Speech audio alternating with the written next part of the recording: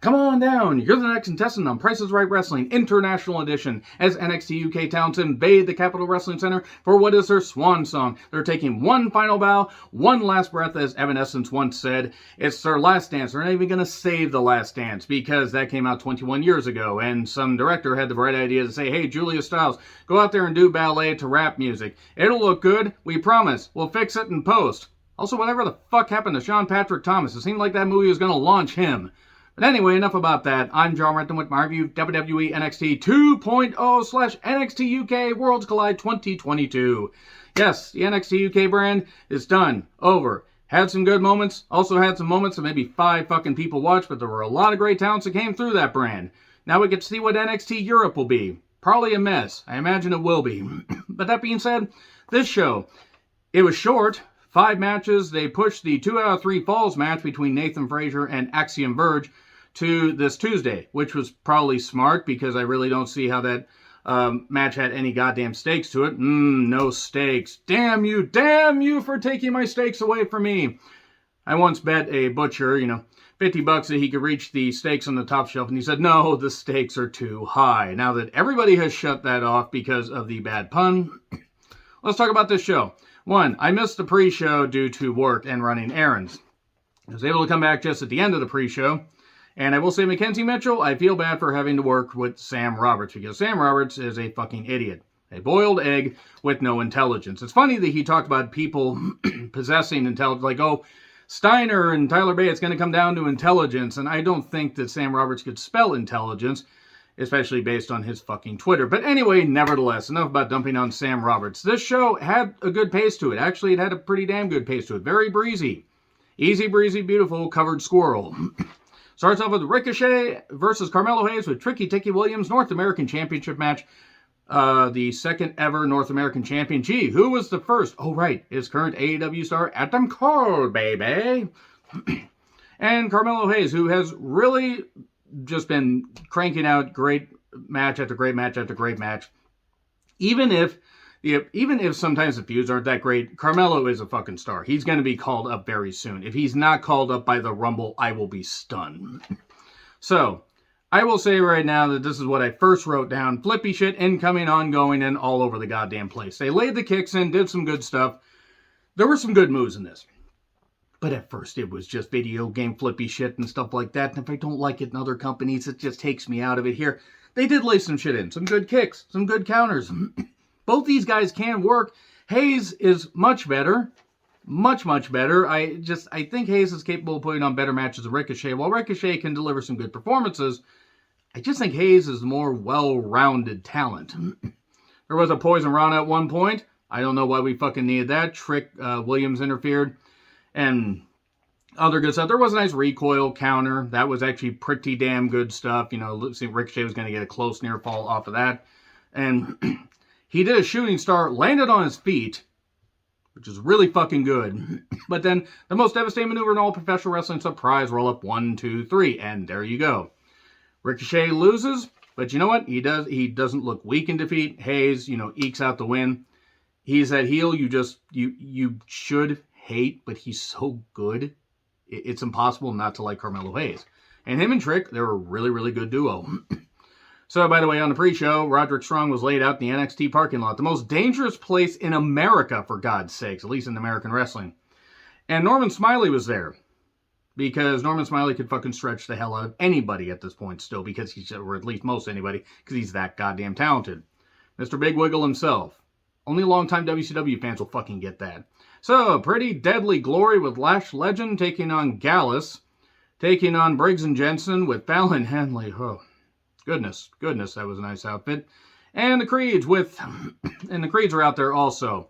And just they were just going to go full bore with this 4-way elimination tag match for the NXT and NXT UK Tag Team Championships. They were going to go all over the goddamn place. And guess what I did? I didn't care. The Creeds are a good team. Briggs and Jensen aren't bad. Gallus, I don't really care about Gallus, and I'm sorry, but Pretty Deadly Glory. They're dressed like 2 ridiculous figure skaters, and whether they can work or not, it's the presentation. I don't care. And I wrote down, this is going to be a mess. It's going to be impossible to follow. Yes, it's elimination. At least it's that. But a jump start, and all they did was just action. It wasn't dull, but it also blended together.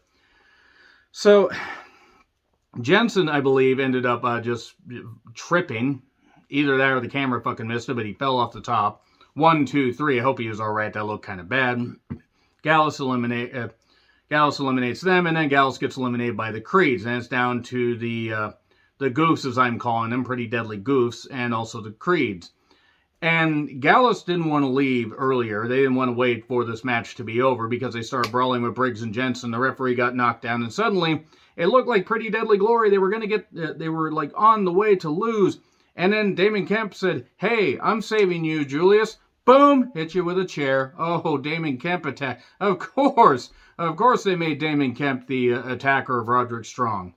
Unless Roderick Strong, asked for his release and this is the way to write him out, which might not be the worst idea in all honesty, because I don't see them doing much with Roderick Strong. Pretty Deadly Glory wins. Julius is ridiculous. That guy's strength is fucking freaky, and Bruce is pretty damn good as well. At one point, he was just fisting Wolfgang while making him look him in the eyes. Anyway, let's talk about the next match. By the way, Unified Champions, Pretty Deadly Glory. That's it for the tag division. Whoop, just wrap it up and send it to, I don't know, Malaysia somewhere. Poor Malaysia. What'd they fucking do? Send it to the bottom of the ocean. Where, I don't know, maybe the fucking Titanic wreckage will land on it and just, trap it and it will become a black hole of charisma. Wait, no, that's Pretty Deadly Glory. So, we get a package on Cody. He's going to be the one to beat Reigns, isn't he? Oh well. So anyway, Tony D'Angelo said, "We didn't need Legato, so I fired him." Grimes said, "No, you didn't, and I'm not taking your offer." This was unnecessary. They should have just cut this. I mean, quite frankly, at this point, neither of these guys really mean much of anything. Meiko Satomura, she gets an entrance with streamers, really good stuff. And then Blair, look, I'm just going to say right now, Blair Davenport has the charisma of Driftwood.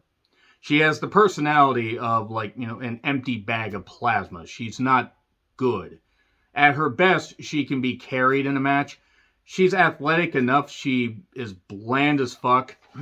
Mandy, for all her faults, and trying to, get over the stigma of being just a pretty face, she's improved her game. She put her goddamn boots on and went to work and did some good stuff today. I'm not going to say this match was great, but it was the second best match of the night, in my personal opinion. Why? Because they did good stuff here. It all made sense. Blair was there to take the pin. Blair took the pin. It was Mandy Rose, Meiko Satomura, and Blair Davenport. I almost wanted to call her Blair Underwood, but not that. NXT and NXT UK Women's Championship Unification. Blair's not good. Meiko's a goddamn star. She's been wrestling since the fucking mid-90s or later 90s with Nitro. That's how long she's been fucking wrestling. Mandy and Meiko, you sign me the fuck up. I'll be happy to see that match one-on-one. Except that means Meiko's have to lose. A big superplex and then a splash from Meiko. 1, 2. Blair was just again there to take the pin, and eventually, she fell to, I believe it was the scorpion kick, and then Mandy hit kissed by the Rose. Or kiss from Rose, kiss by the Rose. I don't care what the fuck they call it. They were doing a Seal reference. I fucking loved it. Mandy is the new Unified Champion, and Blair took the pin, as she should have. So, Saint Elbows Fire says that no one will extinguish her fire. Please get captions. She's a decent promo, but her accent is so thick, I think only 15% of people can understand her. So, Axiom Verge and Frazier move to next week. Oh, well, Wesley talks about J.D. McDonough. The shaved Ewok that he is. J.D., not Wesley. Wesley's actually pretty cool.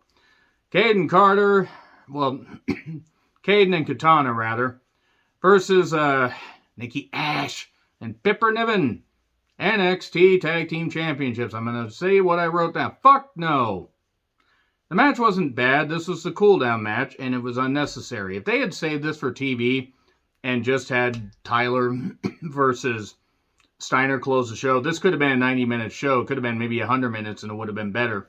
It's not even that this match dragged things down. I just don't think it was very good, and while the action was fine, I I was given no reason to care. Toxic Attraction shows up at one point. Their music distracts Piper. She gets powerbombed while Nikki splashes on Gigi and JC. Gigi wearing a schoolgirl outfit. Usually, I have to pay extra to see a superhero-clad woman splash a schoolgirl-clad woman. But nevertheless, I'm not going to talk about that and always delete your search history. Piper got pinned 1, 2, 3. That was a match. And it certainly existed. What also exists is Grayson Waller. Unfortunately, Grayson Waller still exists on this program. Gibson and Drake are trying to hand out the smiley buttons. Reminds me of that Smile movie that's going to be coming out in a few weeks. Yes, apparently they didn't learn from Truth or Dare. They were going to have a movie called Smile. Look up the trailer. It looks like dog shit. And then Grayson said to Mackenzie, well, his mom was pissed that he attacked Cruz's eye and scratched his cornea and said you should apologize. Well, Mom, I'm not apologizing. Why don't you adopt Cruz is essentially what he said. And then we get to the main event. Tyler Bate versus Rex Braun SteinBater. SteinBreaker. There we go. SteinBreaker actually may be the new name. It's like Steinbrenner, except, well, Rex's career is alive and well. So anyway, nevertheless, unification match. Way to close the show. And I mean that. This is good stuff. It was high impact, well wrestled. Steiner, the fact he is this good this early is a goddamn miracle. Tyler Bate, I saw him, Trent Seven, and Peter Dunne at an indie show when Progress was working with other promotions until WWE did, what they did with NXT UK. And Tyler could have been nicer, by the way. But the fact he's improved this much, and he's only, 25? He's 25, Steiner's 24, and they're both this good. And Tyler's been working for a number of years. This was good stuff. Tyler was very, good with the speed and the maneuvering. Steiner showed off his athleticism, getting a nice armbar on, but you just use that overwhelming power. Tyler, though, big, strong boy for a reason. Did some really good power maneuvers as well. And at one point, Wade says Europe is an easygoing place. Just ignore the 1930s and mid-1940s. Nevertheless, sorry, Europe. Sorry to anybody in Europe, but I can't help but think that because, Anyway, good counters, a nice armbar. There was that big spin, the airplane spin, and a toss, 1, 2. Tyler got the Tyler Driver over 97, almost got the victory. He got a rope break after Steiner hit him with a big move. The roll up for 2, but eventually it looked like he was going to go for the clothesline, hitting the ropes. Big spear, 1, 2, 3. And Rex Steiner is the unified champion. And if Tyler is going to be around NXT and, deliver some great performances, you know what? Great. Good. I am all for Tyler Bate being on television more. On television, people will actually watch, by the way. So, NXT UK has come to a close. Now we get to go back to our regularly scheduled NXT 2.0 programming. Oh, dear. But anyway, we here at Price is Right Wrestling would like to remind you to control the pet population. Have your pet spayed or neutered. Goodbye, everybody.